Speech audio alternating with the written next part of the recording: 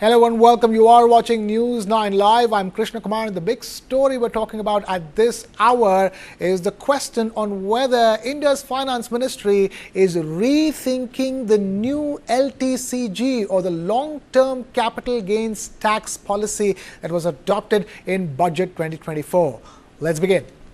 Homeowners are likely to get some relief. The Finance Ministry is considering adjustments to the long-term capital gains, or LTCG, tax provisions announced in the Union Budget of 2024. These provisions had revoked indexation benefits for unlisted assets like property and gold. Now, according to reports, one of the proposed changes is to extend the effective date of the new regime to the next financial year, rather than starting from the 23rd of July, the day the budget was presented in the Parliament. Now, additionally, discussions are ongoing about potentially, quote-unquote, grandfathering the purchase of all asset classes. We'll talk about what exactly this grandfathering is on this show. And it also includes property that will allow transactions completed before July 2024, this year, to continue benefiting from the previous indexation rules. Now, sources say that the government is also looking at allowing taxpayers to choose between the old and the new LTCG regimes for real estate transactions. This would give investors the flexibility to select the option that best suits their financial situation, just like how we choose our income tax regime, old or new, as of now. Now, to understand this better, we have a very special guest joining us. We have Mr. Harsh Rungta, founder, Fee-Only Investment Advisors, joining us. Harsh, thank you so much for taking time out to be with us. Stay with us. Now, let's put this into perspective before I come to you. Let's consider two scenarios under the old and the new long-term capital gains tax regimes in India. For this, we will use hypothetical scenarios of selling homes bought in the year 2001 for different amounts. Here's scenario one, where a home is sold for 1 crore rupees. Now, as per the old LTCG regime, indexed cost will be 72.6 lakh rupees, considering inflation adjustments till 2024-25. The sale price is 1 crore rupees. Less index cost 72.6 is 27.4 lakh rupees. Taxation on it, 20% capital gains, resulting in 5.48 lakh rupees in tax. Now, let's consider the same example for the new LTCG regime. Indexed cost not applicable, because of course there is no indexation in the new regime. Sale price is 1 crore rupees, less than the index cost is 20 lakh rupees at the original purchase price. Capital gains of 80 lakh rupees, taxation 12.5%, that's the new regime, resulting in just 10 lakh rupees in tax.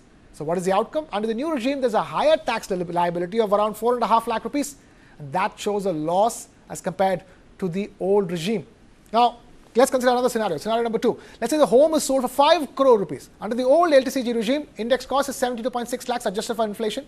Sale price is 5 crore rupees, less index cost of 72.6 is 427.4 lakhs. Taxation, 20% capital gains, resulting in 85.5 lakh rupees in tax. Under the new regime, index cost not applicable because no indexation, 5 crore rupees, less index cost 20 lakh rupees, 480 lakh rupees of capital gains, 12.5% tax, and that's a taxpayer of 60 lakh rupees, which is less than the old regime. So the new regime offers a benefit, in this case, due to a lower tax rate despite the absence of indexation. Now, Harsh, the question I want to ask before we go any further, the possible changes, the first thing that's been mentioned in the changes to the new LTCG regime is the term grandfathering of assets. Can you put it in simple terms? What exactly is grandfathering in LTCG?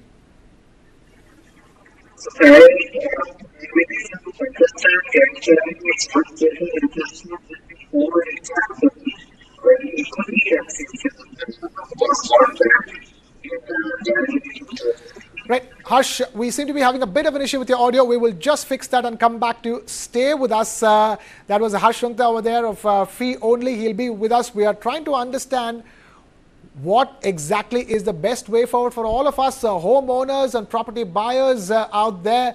Will we get some reprieve with the changes that the Finance Ministry of India is reportedly considering to the new LTCG regime that was announced as part of Union Budget 2024? Because bear in mind, there was a lot of concerns about the tax outgo being much higher, despite the fact that the LTCG rate was brought down to 12.5% because there was no indexation benefits as an adjustment of the property price according to inflation since the time the property was bought.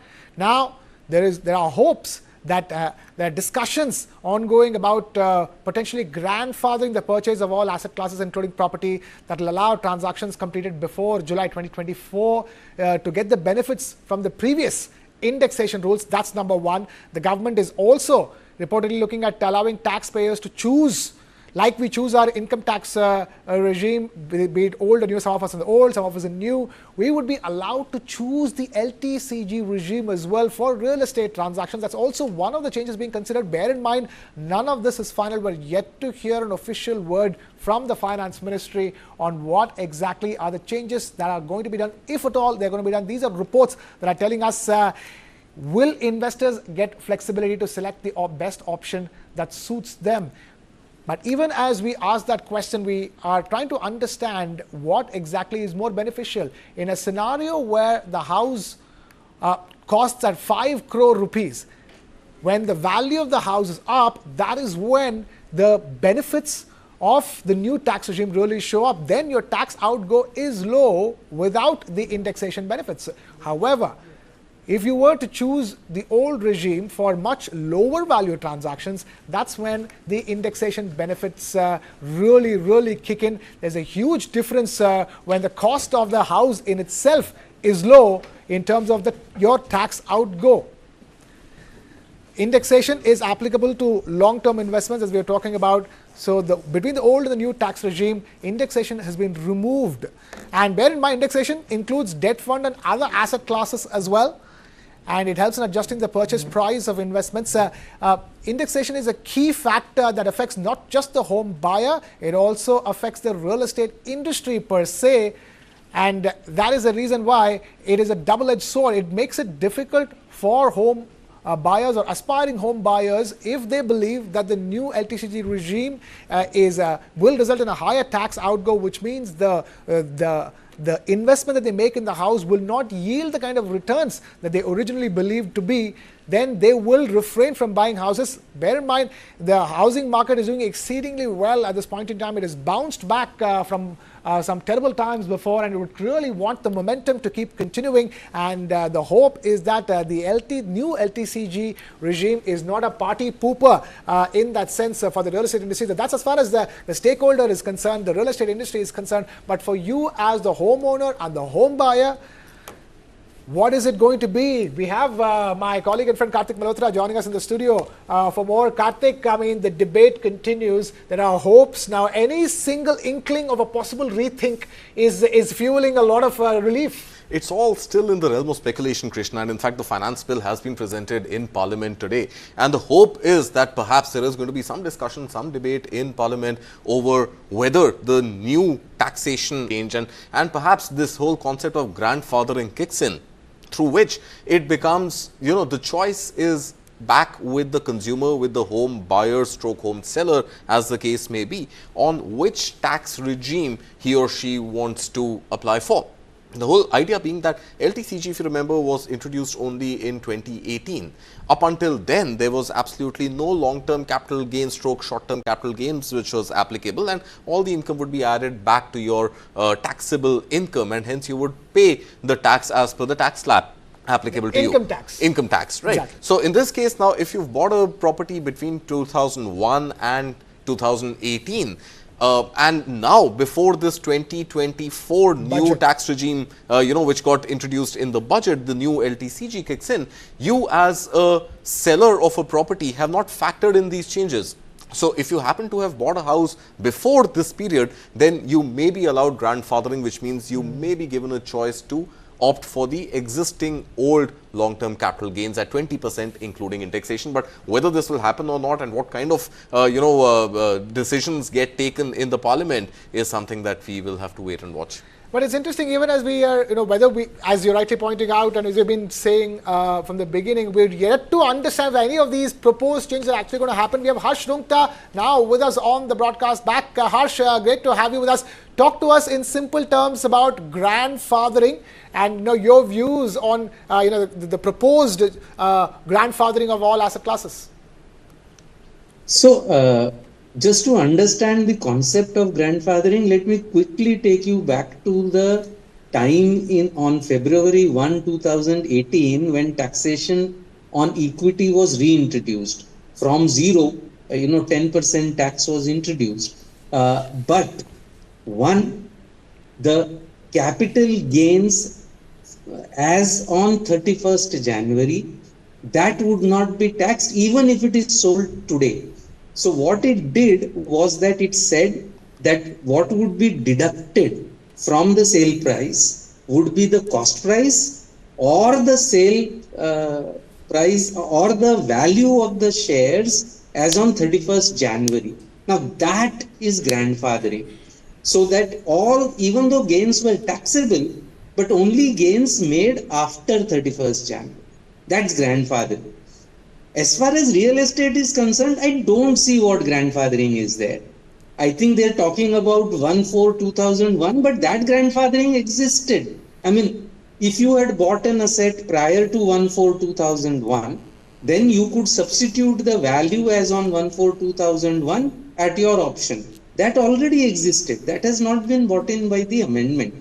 I can't see any other grandfathering, and I think that has been the biggest issue. In the example that you gave, the first example where 20 lakhs becomes sort of 1 crore, there the return is around 7% and per annum over the 23 years or so that passed between 2001 and 2024. And there, obviously, when you're getting a return of roughly 7%, the old indexation method works. The second one which you have done where 1 crore, 20 lakhs becomes 5 crores, that is a return in excess of about 17 or 18%. The cutoff is around 10%. So if you take the calculation from 20 lakhs to roughly about 2 crores, roughly, okay, you will find that there is no difference between the old LTCG regime with indexation or the new regime. The point to note is that unfortunately, real estate has rarely given double-digit returns over long periods of time. It may give it in bursts, but over long periods of time, it has rarely given double digits. So this clearly is an increase in rate carried out without any warning. And I think increasing the rate is the government's prerogative. Very clearly, we were behind the curve in terms of the rate at which we taxed capital gains. But changing the method itself, I think notice was required, and it has been done in the past. It isn't that this is new. It has always been done in the past. There is always a period during which you get to adjust. And hopefully it seems like it will be done now, or at least those are the signals that are coming in. I have a simple question to ask you at this stage, and I want a quick answer from you. Should there be two regimes for home buyers, the old LTCG 20% and the new LTCG 12.5%, with indexation in the previous one and without indexation in the new one? Like we at have least two for the old assets, yes. At least for the old assets, yes. Okay. Only for the old assets, you would say, not for all. At least for the old assets, yes. Okay. At least for the old assets, the word coming in from Harsh Rungta. I'm afraid we're completely out of time on this particular discussion. We are going to take a very short break here at this stage. We'll be back with another fascinating discussion, this time on should there be a cut in GST rates for health. We talk about that in just a couple of minutes. Don't go anywhere. Keep it in News Now Live.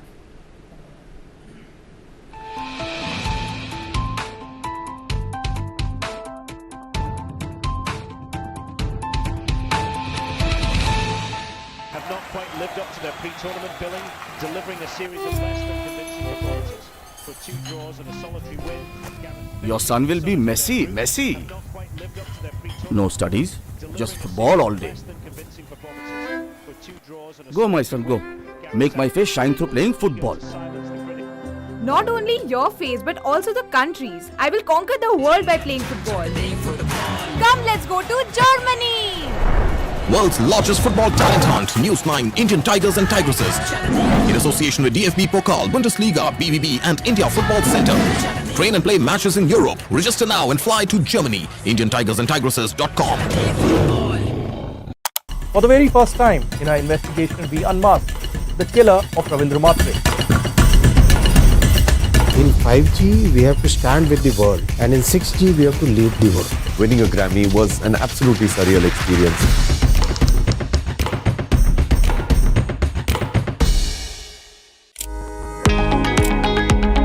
So I'm Payal Nath, the CEO and director of Kadam Heart.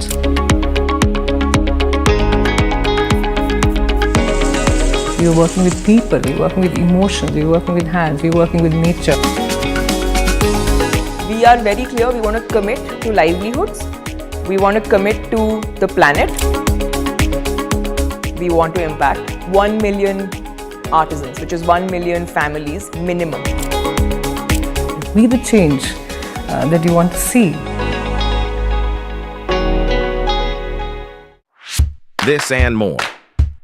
Streaming on News 9 Plus. News is now content. Subscribe and get free vouchers. Fast. My God, isn't she your daughter? Yes. She's playing football. This is boys' game. Make her study. If she doesn't get a good job, she will get a good match. Will you win the world by playing football? Yes, auntie. My daughter will win the world by playing football. Let's go to Germany. World's largest football talent hunt, News 9 Indian Tigers and Tigresses. In association with DFB Pokal, Bundesliga, BVB and India Football Center. Train and play matches in Europe. Register now and fly to Germany. IndianTigersandTigresses.com.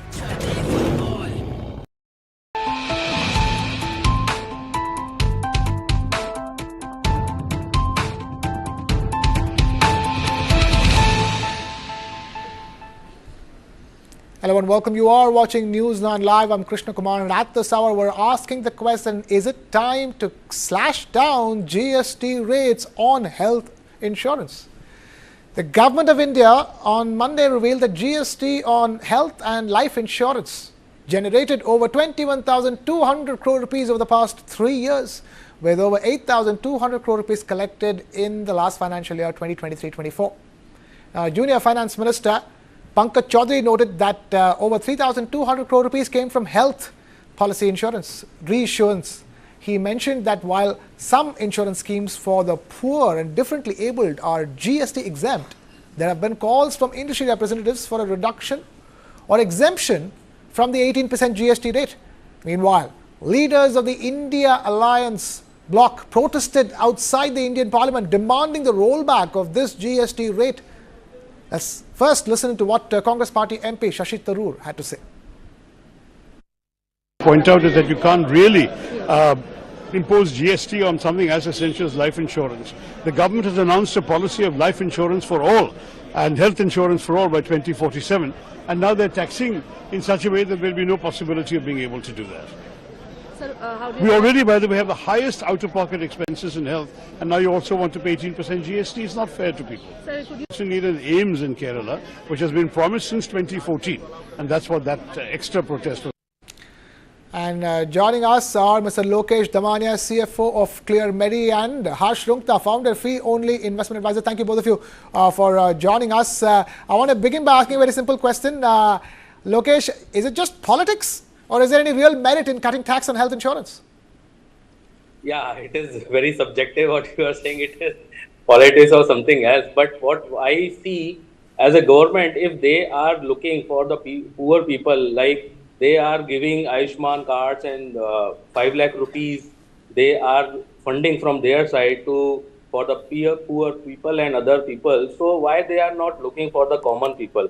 Because nowadays, insurance is also a basic need of everyone. After COVID, everybody when see there is a huge gap in this population and the bed capacity in India. Currently, if we see, almost every year 12% of cancer cases are increasing, 20% of cardiac cases are increasing, and diabetic cases are almost 35% every year. So everybody needs that kind of affordability in healthcare. So if we will give a small benefit to these people, because when we see the statistics, so government already said that we have already more than 200% GST collected during the year. If we can expect these kind of inflow through the GST, so why can't we, government can look upon and give some relief to the common people to make their life easy, to make hospital bills on time, payments and everything. So this is the basic need what I feel government has to look upon.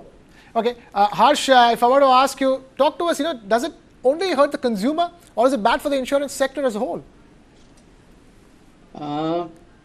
I'm afraid the argument is not as clear as, what it is. Politics is the art of making things simple.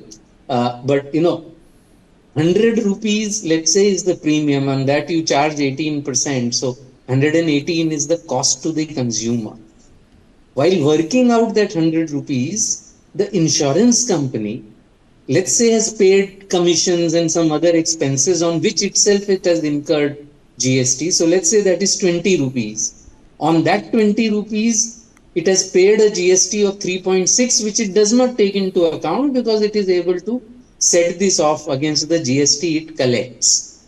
Now, if the 18% GST is removed, they will have to hike the premium to at least 103.6 to make sure that they maintain their profit margins at the same level as it was at 100 rupees. So, first of all, removal of 18% is not going to mean cost drop of from 118 to 100. It will mean 100 to 103.6 or whatever is that number.